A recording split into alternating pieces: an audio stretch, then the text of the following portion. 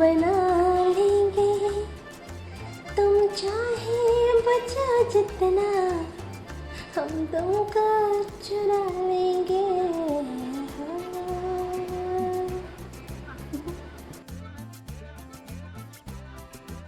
Hi madam जी। बड़ी बदतमीज लड़का, बोलने का तमीज नहीं। कमीज तो ना है लेकिन कमीज पहने हैं। अरे बोलने का तमीज नहीं है, मैडम को हाय बोला जाता है। तो कथी बोला जाता है? I love you. एक लोग की बदतमीज है रे। चलो तुम लोग को बिहान पंचायती बैठाते। ए मैडम जी, कहला पंचायती बैठाएगा, अपने में ले दे के सलट न लीजिए क्या ले दे रे? नंबर। अरे तो बिहान पंचायती में अब क्या होई? अरे जे होता इसे देखा जाता है, चल ना समझ ले भाई, चल चल चल।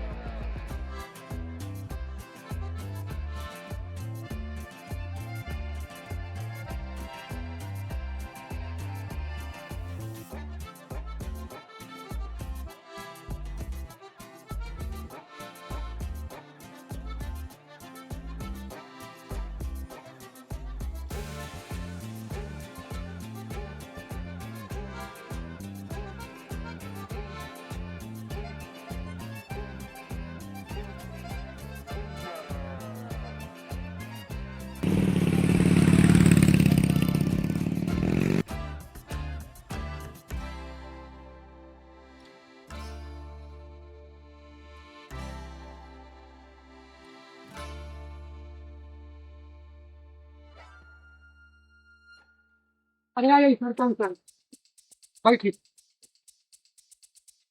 अब सब ठीक बाटे न?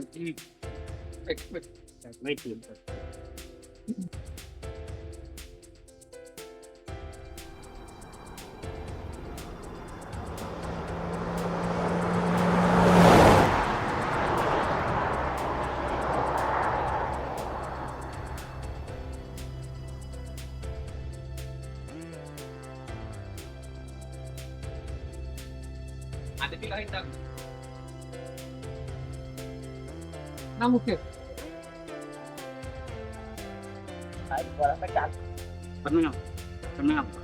आपने तो बैठल रहो।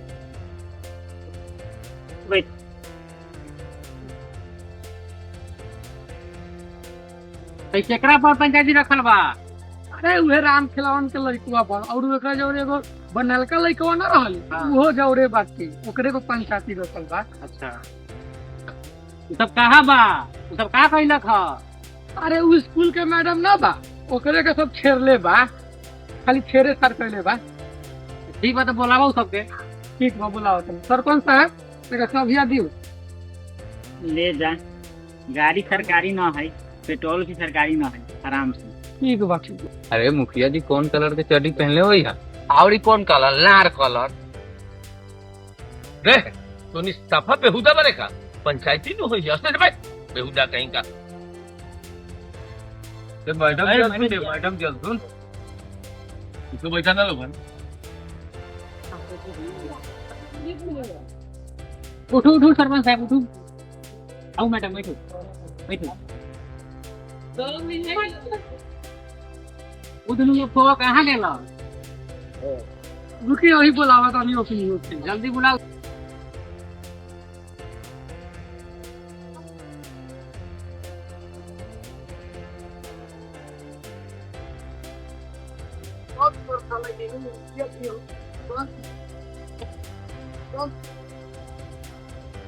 ये बा मुखिया जी एक नियत।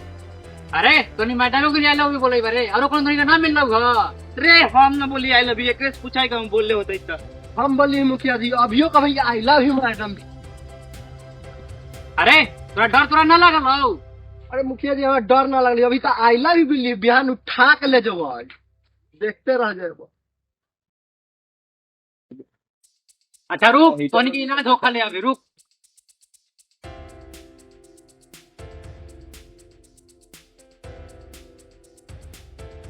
का गुटर पुटर बतला ले लिया, अब बम मार दो, यही लंग देखते रह जाए, ले जाओ मैडम जी को उठा के। वार्ड साहब साचो बम मारता ही का? ओ अपनी तो खतर बात के मानियो पकड़नी। हाँ रुका मर दे, कह देना तो इंटर आ गेला, हम बरले बारी फैसला करेगा। रुका अभी।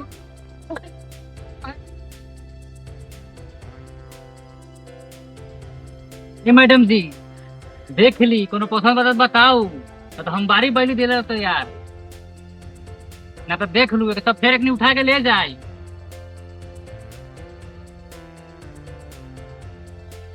तैयार कथी ला अच्छा ठीक है बा ए मुखिया इस शादी में ना हो रे माला जपली हम नहीं माला डालवे तू देख लिए तू अरे जो जो देख ली है हम मुखिया है साला मुखिया बड़ा खिना है शादी करे अपने तैयार हो अपनी रहा रहे मोर चल चल जाए मार पारे ते साले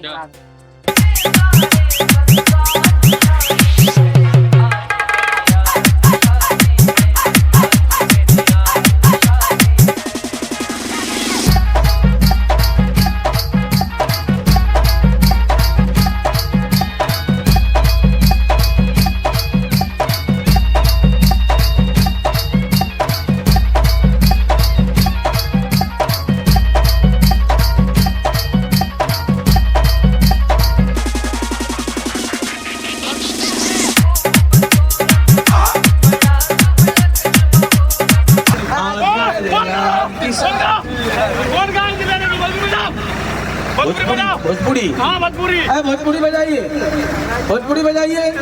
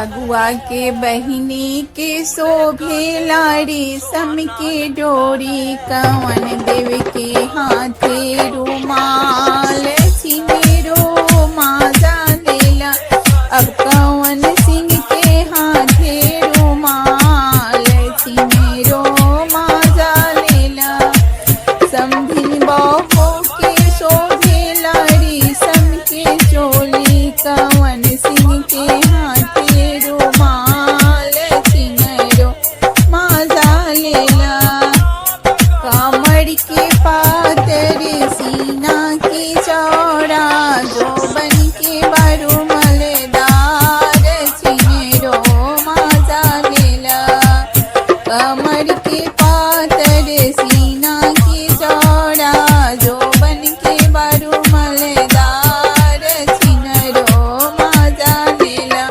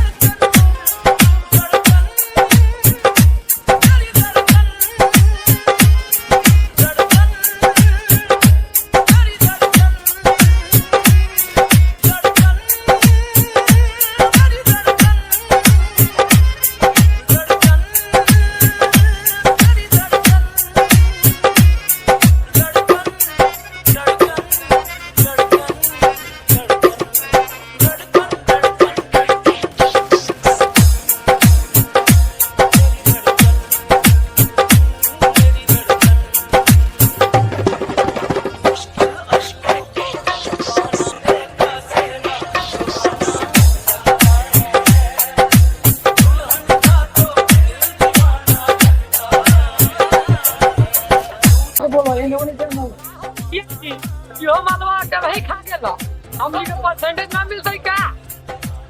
अरे मेहनत तो हमनियो तो बड़े करने बारी, कम से कम 10% तो हमनियो के चाहिए। हां मिले के चाहिए हमनी के, ऐसा ना मानो घूस के पैसा ना है कि तोनी के परसेंटेज दी। सरकारी मानना है हमार पत्नी है भैया जी, ई पत्नी हो तो घरे बाजे ओकर का होई? दुनू रही, एगो घर वाली एगो बाहर वाली। जीजा जी तू गाड़ी कैसे चलाइएगा? तैका हमनी ऊपर ध्यान दी, अभी हमनी तुम्हारे बारी अपने के सरपंच पर ध्यान दे। हमर डोरे साथे रहल तोनी पर का ध्यान दी? तोनी के मुखिया जी के माल पर हाथ साफ कर। चल अब तोनी बहुत बकवास कर, निकल।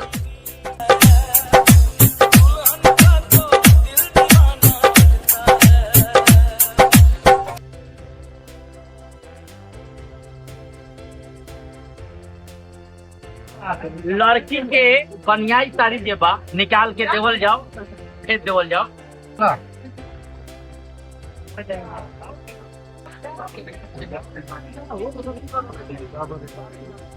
देवल जाओ, लड़की बोलावल जाओ ना जल्दी। अच्छा ठंडा के समय बा, जल्दी हो जाओ। ठीक। हमरा आंगना में अइलन लड़का के बड़ भाई आवल जाओ।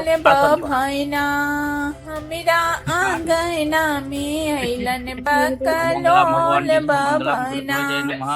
दाल दिहनी चावल दिहनी यही आंगना, दाल दिहनी चावल दिहनी यही आंगना। गणेश पूजा देवल जाओ। वो अलुई खातिर लौलस ठकठिन बाभना, दूगो अलुई खातिर लैलस ठकठिन हजाम पंडित जी के कपड़ा देवल जाओ। हमरा आंगना में आइल बकलोल बभना, हमरा आंगना में आइल बकलोल बभना। ये दूगो तो साड़ी मिलक है, पहले अपने पसंद कर लेवल जाओ। पंडित जी ये बताओ कि तिलक ना मिल रहा है, इधर साड़ी आवल है का खातिर लौलस ठकठिन लड़की वाला के सकाई न होलो, तिलक उलक है ना मिल रही तो का लड़का वाला लेके लौलस सिंघारा देवल जाओ। ओ पंडित जी सिंघारा ना बाबू। अच्छा अच्छा हाँ गड़बड़ा जाइबा, सिंघारा दिया। हमरा आंगना में आइल बकलोल बभना, धोती दिहनी कुर्ता दिहनी यही आंगना, धोती दिहनी कुर्ता दिहनी यही आंगना। एगो गमछा खातिर लौलस ठकठिन बभना, नगद कैश बा। गमछा खातिर लौलस ठकठिन बभना। हमरा आंगना में आइल बकलोल बभना, हमरा आंगना में आइल बकलोल बभना।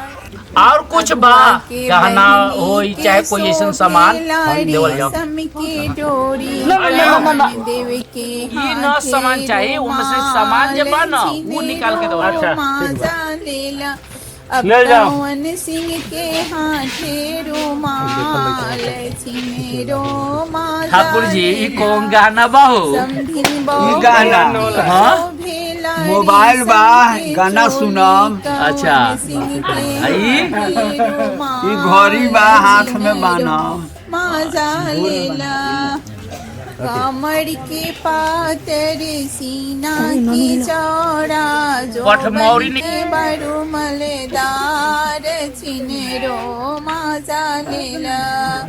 कमर के पातर सीना की चौड़ा, जो के बड़ू मलेदार छिनेरो माजा लेला। अब फिर नाही होइबू जवान, कन्या निरीक्षण तो हो गेल, अब रात भर बियाह करावे के बाद अब राम हम आ ठाकुर जी दक्षिणा दे देवल जाओ। कितना पंडित जी के 11,000 आ हजाम ठाकुर के 5100 कम से कम। का पंडित जी इतने मांगली है तो का और मांग लेती कि हमार करे जी फेफड़ी सब बाहर आ जाए।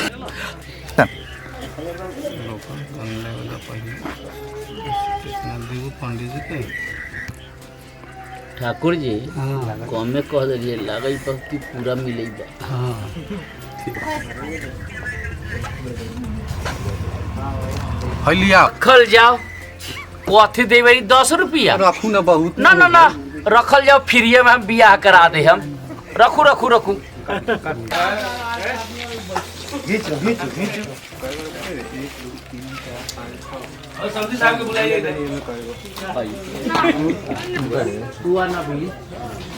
भाई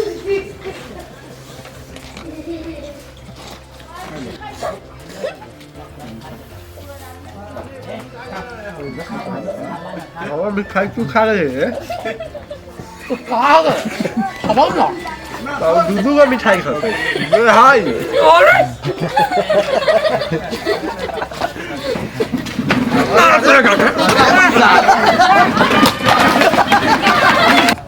चलो मेहमान चलो।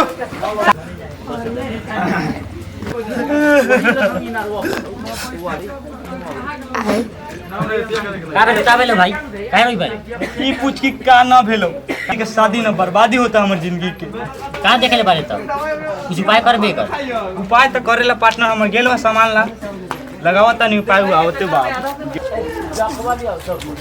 ए दोस्त सामान तो आ गेला चल उड़ा दो सारा मुकुआ के देखेगा पर चल ले ले तू ले तीनों उड़ी के मारल जाई चल भांज पूरा पूरा मारो मंगलम भगवान विष्णु मंगलम गुरुदेव जय नमः ओम गणेश जय गणेश बउआ लेवल जाओ खड़ा हो जाओ आई लड़की के मांग भर देवल जाओ ए सरवा मुखिया कहले रहली ना तोर शादी ना बर्बादी होई देख आज हमनी पूरा कर जात बानी